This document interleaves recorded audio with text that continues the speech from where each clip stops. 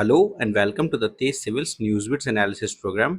आज के इस वीडियो में हम 1 और 2 अक्टूबर के इम्पॉर्टेंट न्यूज़ इश्यूज़ को कवर करेंगे। तो ये हमारा आज का न्यूज़ इंडेक्स है।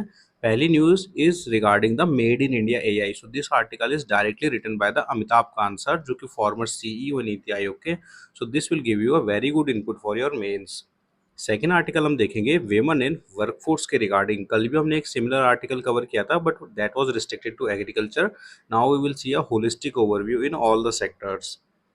Third article is regarding makers of modern India. तो इस आर्टिकल में 3 इंपॉर्टेंट पर्सनैलिटी विश्वेश्वरैया जी, मुथुलक्ष्मी जी और महालनोबिस जी के बारे में लिखा हुआ था। So this is a good topic for you for your mains.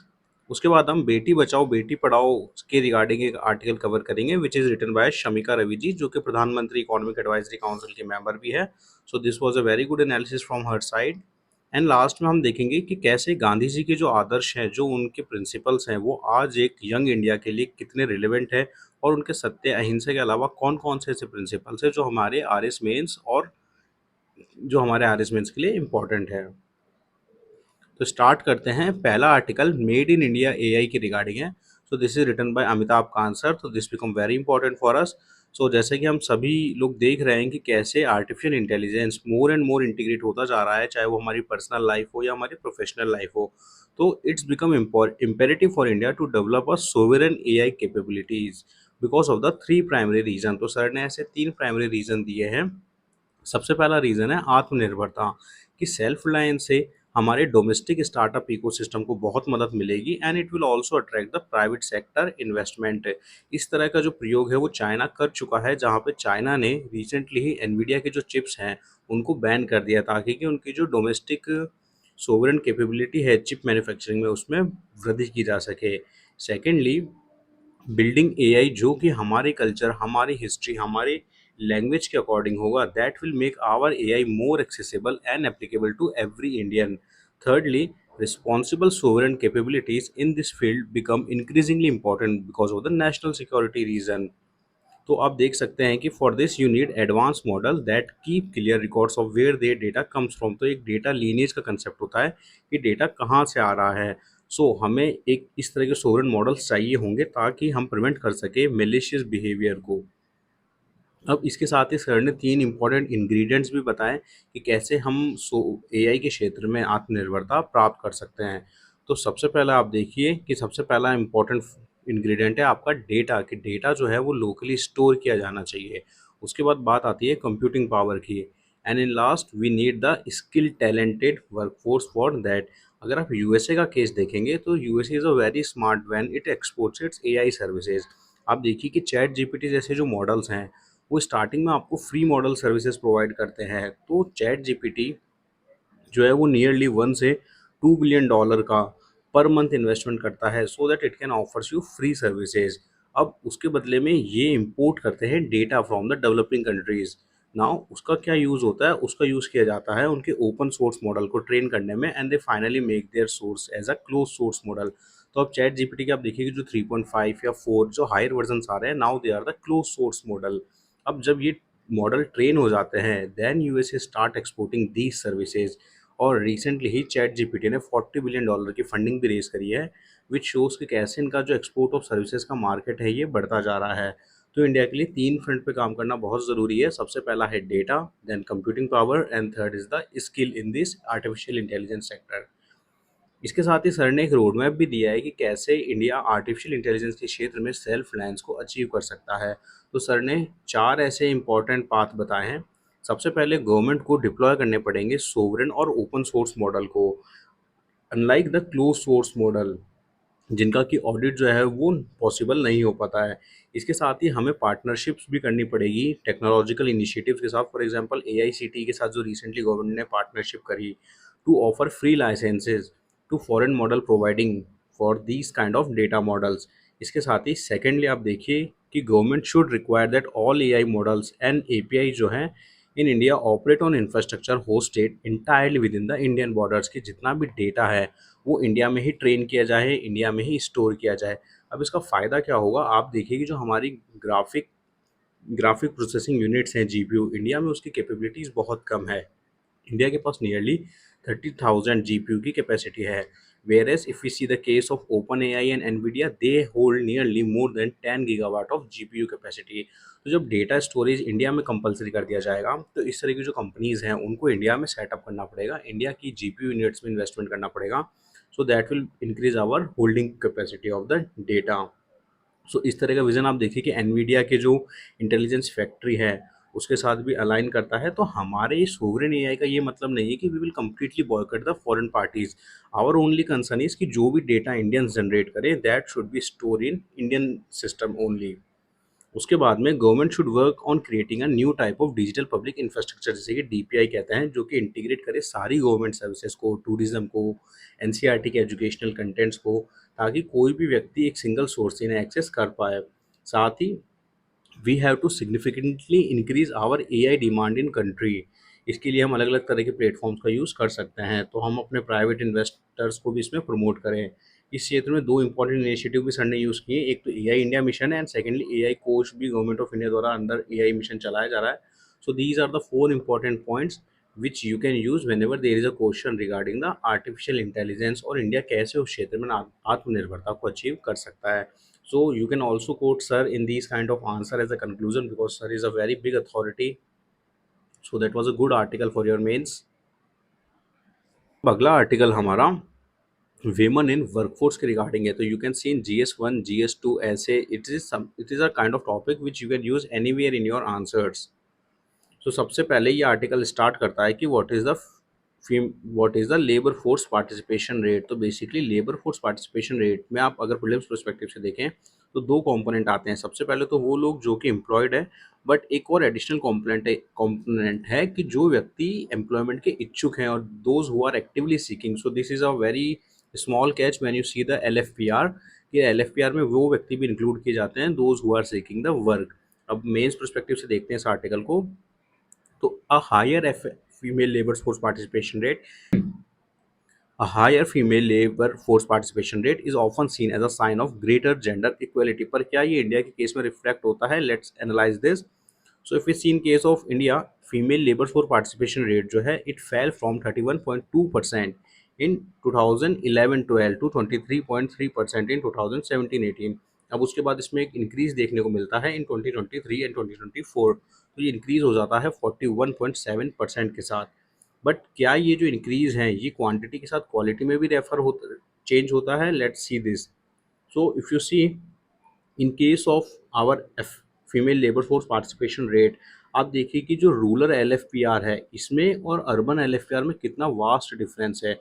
और जो ये LFPR की आपको ग्रोथ दिख रही है वो मेनली रूरल LFPR के कारण हुई है। और रूरल LFPR में ये जो ग्रोथ है it is mainly driving because of the agricultural sector.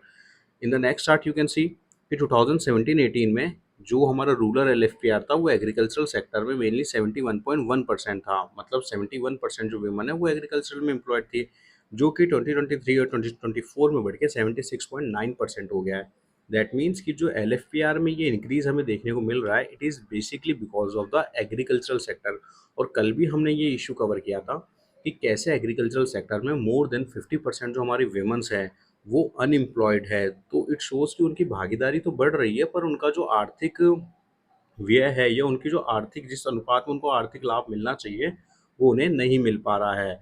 अब ये चार्ट क्लियरली शो करता है कि कैसे डोमेस्टिक, अगर ये रूरल इंडिया के कॉन्टेक्स्ट में है, कि रूरल इंडिया के कॉन्टेक्स्ट में आप देखिए कि डोमेस्टिक ड्यूटीज़ की जो परसेंटेज थी कि women employed in the domestic duties it starkly fall down from 58% to nearly 35%।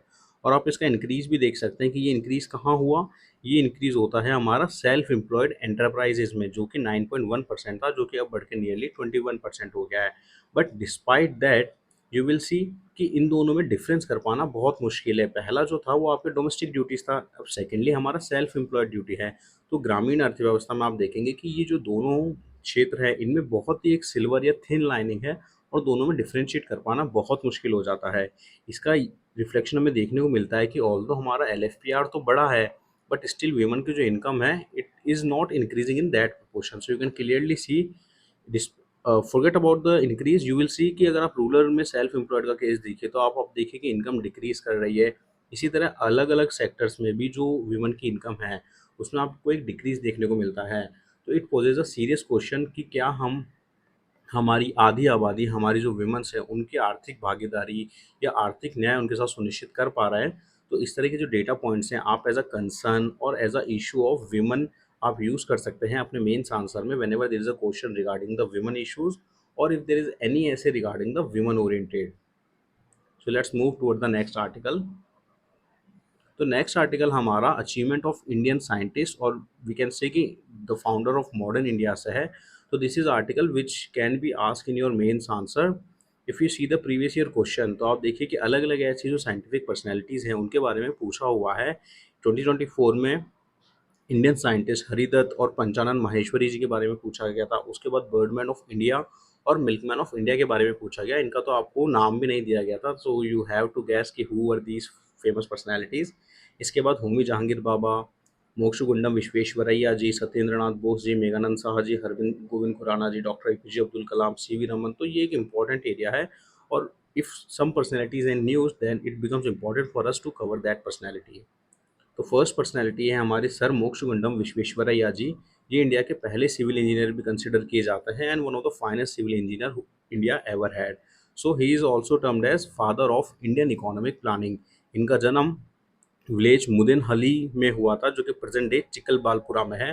तो विश्वेश्वरैया जी ने स्टार्ट किया अपना जीवन as a civil engineer who grew to become a skill administrator. He became the 19th दीवान ऑफ मैसूर फ्रॉम 1912 टू 1918। अब अपराजित रामनाथ जी ने एक काफ़ी अच्छी बायोग्राफी लिखी, engineering a nation. So you can use such kind of books in your conclusion, because आप देखिए कि क्वेश्चन पूछा हुआ है। तो नेक्स्ट टाइम अगर ऐसा क्वेश्चन पूछा जाता है तो आप इनकी बुक को कोट कर सकते हैं। तो in his book he shared कि इन्होंने कैसे अलग अलग क्षेत्र में अपने योगदान दिया। तो let's see that's. First of all he patented the auto, अगर आप इनके इंजीनियरिंग इनोवेशंस को देखें तो first of all he invented and patented the automatic weir floodgates. He first implemented this at the Khadakwasla, enabling control release and improve storage efficiency. उसके बाद इन्होंने block system of irrigation को पायनोर किया। तो it was a very good system, जहाँ पे इन्होंने Deccan canals में से डिप्लॉय किया और ये वाटर को इक्विटेबली डिस्ट्रीब्यूट इससे कर पाए। इसके बाद इन्होंने डिज़ाइन किया एंड कंस्ट्रक्शन किया कृष्णराज सागर डैम का as a Mysore chief engineer, which transform irrigation and power while innovating with surkhi mortar amid the material shortages.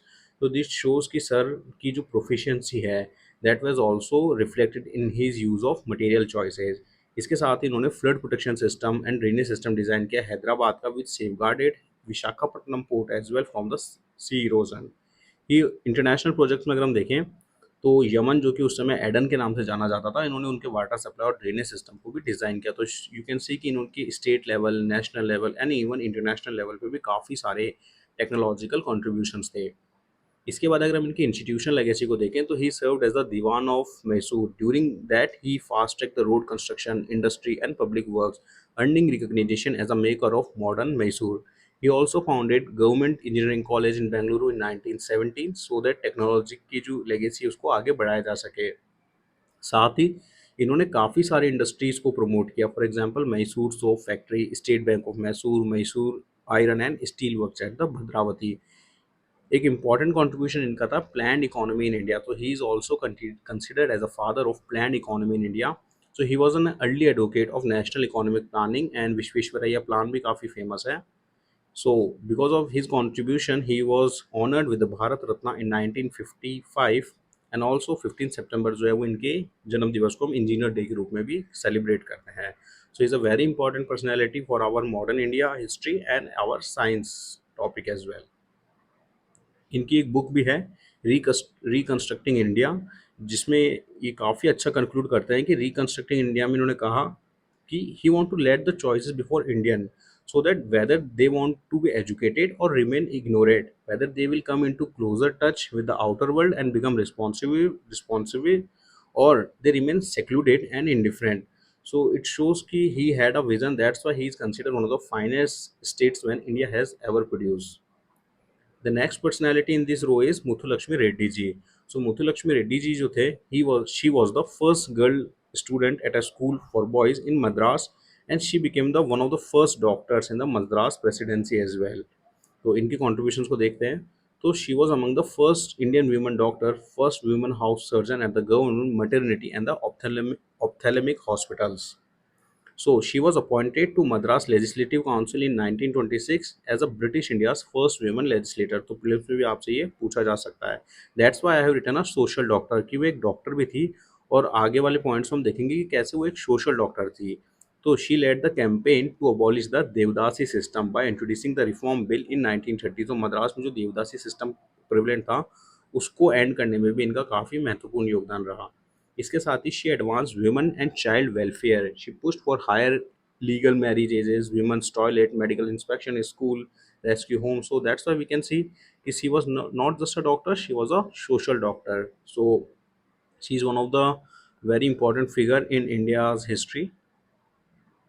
And इनके कंट्रीब्यूशन को मार्क करते हुए आप देखेंगे कि तमिलनाडु में जो है वो मुत्तु लक्ष्मी स्कीम भी चलाई जाती है जो कि मैटरनिटी बेनिफिट स्कीम है और बहुत एक कॉमन एंड इंटरेस्टिंग फिनोमिना है. When ever you will C in Tamil Nadu you will find a lot of people, a lot of girls जिनका के नाम मुत्तु लक्ष्मी जी के नाम पे रखा गया है because they celebrate that personality, they honour that personality. So that's a very important figure for us. After that we will see the P C Mahalanobis. तो पीसी महालनोबिस जी जो है इनको father of Indian statistical system के योगदान के कारण भी जाना जाता है. तो लेट्स सी कि इन्होंने क्या क्या योगदान दिया था. तो अगर स्टैटिस्टिक्स के क्षेत्र में देखें तो इंडियन स्टैटिस्टिकल इंस्टीट्यूट जिसको कि आईएसआई कोलकाता के रूप में भी जाना जाता है, ये establish that in 1932. After that, National Sample Survey in 1950. So he planned India's economy during the second five-year plan. So let's see. So he was the principal architect of the second five-year plan, जिसको कि हम Nehru Mahalanobis model भी कहते हैं. In that he prioritized heavy industry and the capital goods to accelerate the long-term growth. साथ ही he drew on the Feldman Mahalanobis framework. तो क्या था ये Feldman Mahalanobis framework? So basically इनमें इन्होंने capital good as a capacity को प्रमोट किया कि स्टेट को कैपिटल गुड्स के डेवलपमेंट पे काम करना चाहिए, anchoring state led industrialization strategy. इसके साथ ही इंडिया के प्लानिंग कमीशन के मेंबर भी रहे. So his legacy you will see कि ना केवल स्टैटिस्टिक्स के क्षेत्र में बल्कि इंडिया की इकोनॉमिक प्लानिंग के क्षेत्र में भी इनका काफ़ी महत्वपूर्ण योगदान रहा है. इन पे भी आरएस में अगेन एंड अगेन क्वेश्चन पूछा हुआ है. So this personality become important for us. So these were three personalities which you will see कि जिनका मॉडर्न इंडिया के निर्माण में बहुत ही इंपॉर्टेंट रोल रहा. अब इसके बाद हम कवर करेंगे 10 ईयर्स ऑफ बेटी बचाओ बेटी पढ़ाओ. तो शमिका रवि जी द्वारा ये आर्टिकल लिखा गया है. इन्होंने काफ़ी अच्छे से इस अभियान के ओरिजिन को और वर्तमान में इसके क्या आउटकम्स हैं इसको ट्रेस किया है. तो लेट्स सी दिस थिंग. सो एक बहुत ही इंटरेस्टिंग केस अभी हुआ जहाँ पे कि प्रधानमंत्री मोदी जी महिला सम्मेलन को संबोधित कर रहे थे द्वारका में. तो उन्होंने वहाँ पे ये पूछा कि how many women are have studied beyond the class 5. तो एक सरप्राइजिंगली जो एल्डर वीमेन थी उनके हाथ ज़्यादा खड़े थे as compare to the younger one. जब उन्होंने इसका कारण पूछा तो उन्हें पता लगा कि जो गायकवाड़ डायनेस्टी थी ड्यूरिंग द 1721 टू 1947 उस समय फादर्स को पेनलाइज किया जाता था if they were not educating their daughters. So because of this you will see कि जो एल्डर वीमेन है they are more educating, they are more educated that the younger one. So this anecdote underscore a larger truth कि good intention must be back by accountability, leadership and the policies. So you will see कि गुजरात ने इसी तरह का similar model deploy किया which was the कन्या केलवनी campaign. तो केलवनी basically mean होता है इन गुजराती नॉलेज और अपब्रिंगिंग. सो कन्या शिक्षा को प्रमोट करने के लिए उन्होंने कन्या केलवनी कैंपेन को लॉन्च किया 2003 में. उससे पहले आप देखिए कि गुजरात में फीमेल इलिटरेसी का रेट कितनी हाई थी. तो गुजरात में फीमेल लिटरेसी जो है अगर आप देखेंगे which was lower than national average, इस मूवमेंट के बाद वो इंक्रीज हो जाती है 70% तक जो कि हायर थी नेशनल एवरेज से भी. ड्रॉप आउट रेट्स के अगर हम केस देखें तो ड्रॉप आउट रेट में भी हमें एक रिडक्शन देखने को मिलता है एज मच एज 90%. तो इस ये योगदान जो था ये मूवमेंट होता है, ये पब्लिक मूवमेंट कैसे बना because of mister Modi has also contributed in this movement personally. इसके साथ ही उन्हें उनका ये बिलीफ था कि laws are alone not sufficient and we need a fundamental shift in the public perception. तो कोई भी मूवमेंट तभी सफल हो सकता है जब उसमें पब्लिक सहयोग आपको प्राप्त हो, इंफ्रास्ट्रक्चर आप उसका प्रमोट करें. तो this movement see not just contribution from the government but from the public and the private sector as well. Because of this movement become a foundation stone for the Beti Bachao Beti Padhao movement. So now we will see कि जो Beti Bachao Beti Padhao movement national level पे launch किया गया उसके क्या क्या objectives थे और क्या उसके आउटकम्स हमें देखने को मिले. तो सबसे पहला ऑब्जेक्टिव था इम्प्रूवमेंट करना सेक्स रेशियो एट बर्थ में बाय 2 पॉइंट्स एवरी ईयर. उसके बाद improvement in percentage of institutional delivery to the rate of 90% और above. 1% increase in first trimester antenatal care registration per year.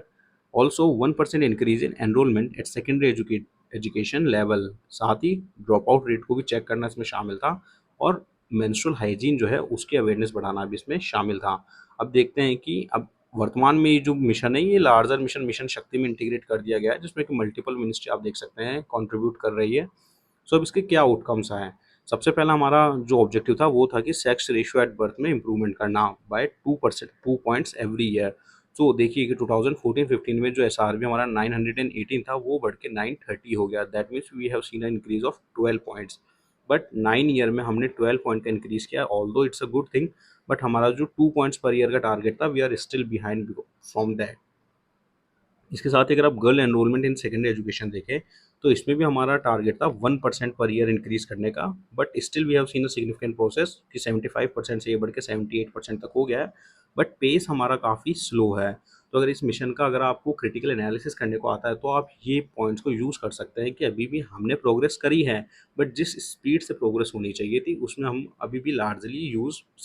भी हम लार्जली सक्सेसफुल नहीं हो पाए हैं। थर्ड आप देखिए कि जो इंस्टीट्यूशनल डिलीवरीज थी, this is a one area where we have outperform our stated objective. हमारा 95% का टारगेट था, पहले 2014-15 तक 61% इंस्टीट्यूशनल डिलीवरीज हो रही थी, जो कि अब बढ़ के 97% तक हो गई है। So these are the 3 important objectives where India have shown a significant progress. अब इसका इम्पैक्ट क्या होता है, देखिए जब भी आप एक वुमन को एजुकेट करते हैं तो let's be very clear, when you educate a girl you save a society, because you will see a multiplier effect because of that. Because आज की जो ये गर्ल है, tomorrow they will become the leader, and when one woman in society gets educated you will see a virtuous cycle कि उनकी employment generation capacity अच्छी होगी, उनकी हेल्थ अच्छी होगी, तो आने वाली जनरेशन्स भी आपकी बेटर इन्फॉर्म होगी। So you will create a positive feedback cycle. So that was a very good analysis of बेटी बचाओ बेटी पढ़ाओ, and because 10 years इसके complete हुए हैं, so you should be ready for one question in your upcoming mains. In last we will see a very good article written by Uday Balakrishna ji on the relevance on Gandhian ethics. तो 2 अक्टूबर को recently India ने गांधी जी के जन्म दिवस के रूप में celebrate किया, तो लेट्स सी कि क्या क्या क्वेश्चंस हमारे प्रीवियस ईयर्स में पूछे गए हैं। 2023 में आइडियल्स ऑफ स्वराज पे आपसे क्वेश्चन पूछा गया। 2021 में गांधी जी का जो मीन्स वर्सेस एंड का प्रिंसिपल है, जहां उन्होंने मीन्स को priority the over the ends, ये पूछा गया था। 2021 में आपसे गांधी जी के 7 सोशल सिंस का कंसेप्ट पूछा गया। 2018 में नॉन वायलेंस और अहिंसा जो उनकी कोर वैल्यू है वो पूछा गया, एंड 2018 में लेबर पे उनके जो विचार हैं वो आपसे पूछे गए थे। तो it these shows ki how important Gandhi ji is for us even for our mains exams. So let's start this. So these are some of the principle of Gandhi ji which you see is very relevant for our mains. First one is principle of trusteeship, Satyagraha, 7 social sense, social justice का उनका concept, साथ ही उनके 11 vows, Swaraj का concept, और उनके concept and versus means का।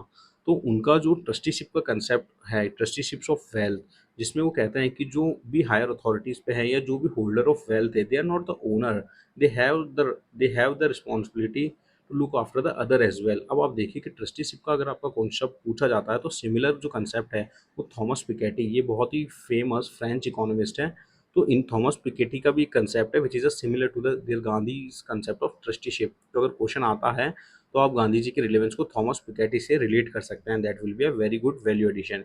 इसके बाद जो उनका सत्याग्रह का कंसेप्ट है, आज भी दुनिया में कोई भी आंदोलन होता है तो इट्स फाउंडेशन और जो प्रिंसिपल है वो सत्याग्रह में हमें देखने को मिलते हैं। Whether it's from Martin Luther king junior, Nelson Mandela, उनकी जो मेथड है non violent resistance for the justice, it's a very relevant for this. साथ ही गांधी जी के 7 सोशल सिंस का कंसेप्ट भी बहुत रिलेवेंट है। तो क्या क्या है ये 7 सोशल सिंस।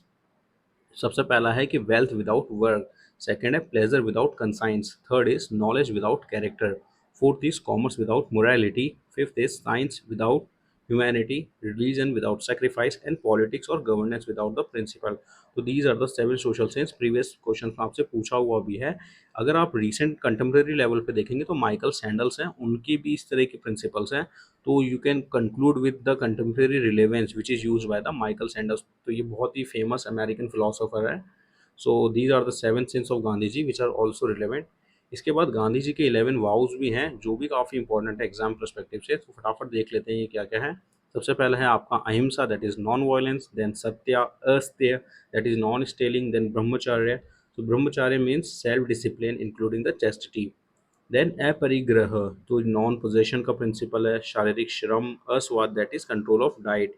उसके बाद सर्वत्र भय वर्जना, मतलब सभी प्रकार के भयों से मुक्ति, that is fearlessness. After that sarvadharma samanvaya, equality of all religion. Then we will see the swadeshi which is very relevant for us. And last में आप देखेंगे कि स्पर्श भावना के against the idea of untouchability. So these are the principle which Gandhiji promoted. So these are relevant even today and showing light to the India and the world. So this was all in today's Newsbits analysis. If you like our initiative, please do consider share, like and subscribe.